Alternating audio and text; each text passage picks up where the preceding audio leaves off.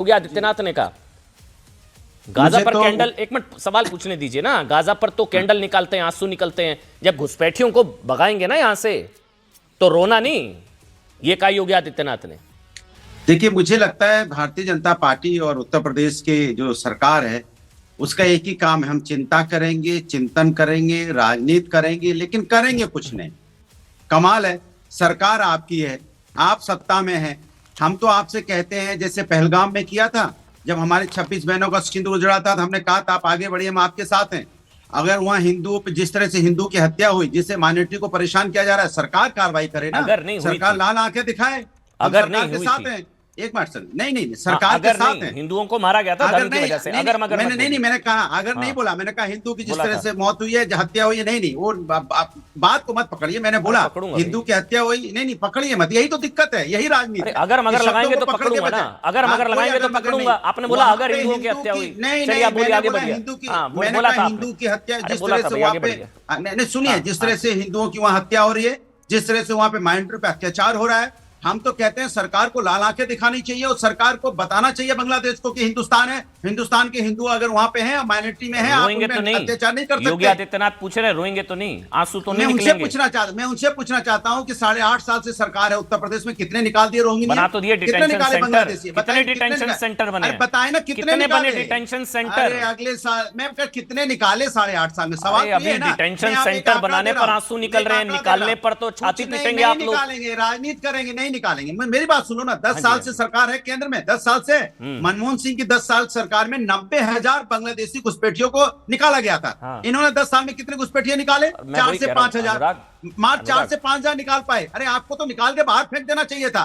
खाली आप राजनीति करने के लिए थोड़ी है, आपको निकालना चाहिए था। जो आप नहीं निकालते, आप राजनीति करते हो, ये चिंता का विषय है, क्योंकि आप चिंता करते हो, चिंतन करते हो, राजनीति करते हो, बस। ठीक है, अब एक सवाल वही उस पर बस क्लैरिफाई हो जाए। योगी आदित्यनाथ ने बोला है आप लोग दाढ़े मार मार कर रोएंगे, आप लोगों की जो है चिल्कारियां, रोने की यहां तक ना सुनाई दे। वो कह रहे हैं आप रोना नहीं, बस आंसू नहीं, बहाना नहीं, वो ये कह रहे हैं। बस ये बताइए रोएंगे तो नहीं ना?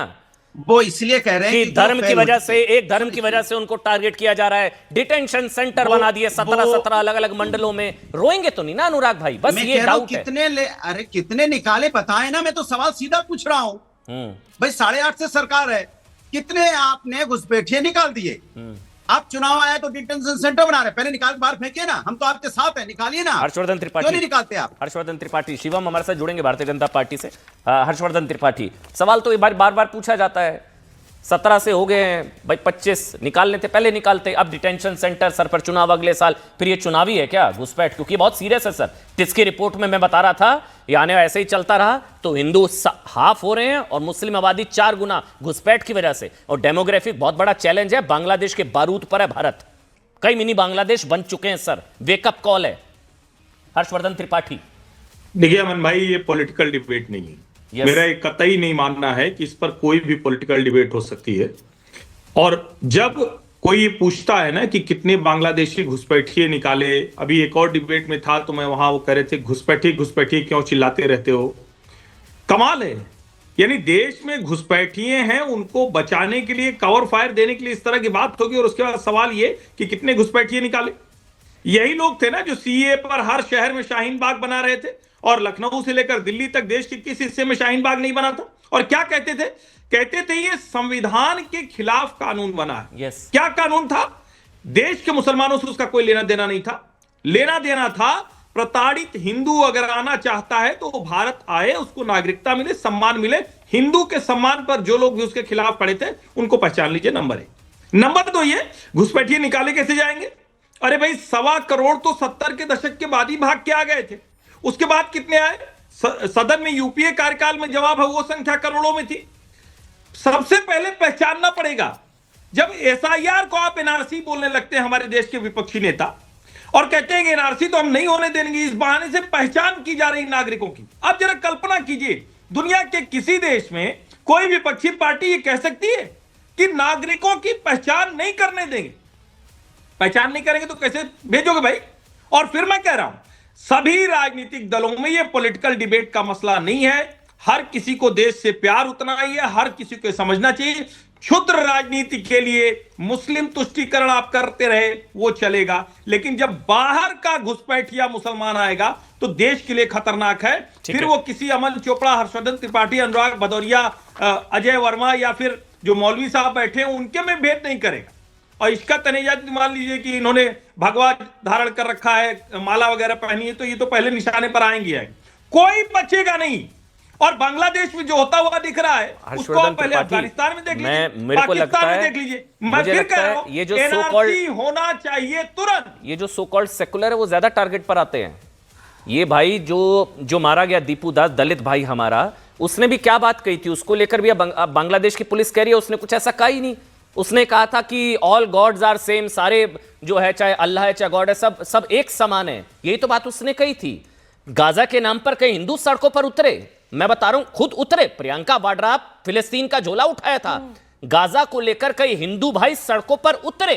क्या बांग्लादेशी हिंदुओं के लिए कोई मुस्लिम संगठन सड़कों पर आया?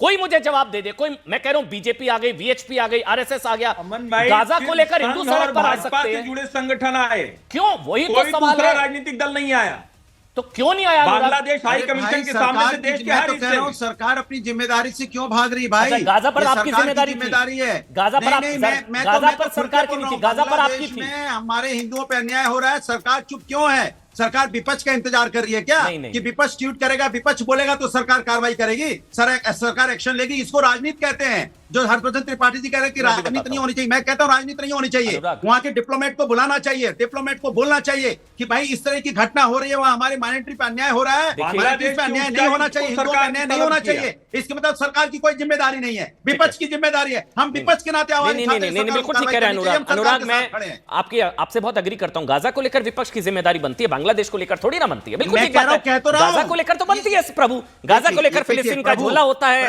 आप लोग सड़कों पर उतरे हैं, कलेजा मुंह को आता है, दिल पसीजता है। आय हाय हाय हाय हाय हाय, बांग्लादेश के मुसलमान भाइयों के साथ क्या हो रहा है? नहीं बनाऊंगा ना माहौल, क्यों नहीं बनाऊंगा माहौल? हत्या हुई है, सरकार चुप क्यों है? दलित हिंदू भाई को आप लोग क्यों नहीं उतरे आप लोग सड़कों पर?